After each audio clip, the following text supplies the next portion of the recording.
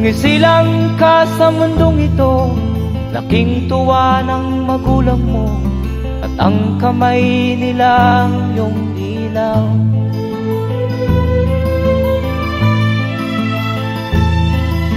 At ang nanay at tatay mo'y di malaman ang gagawin, minamasdan pati pagtulog mo.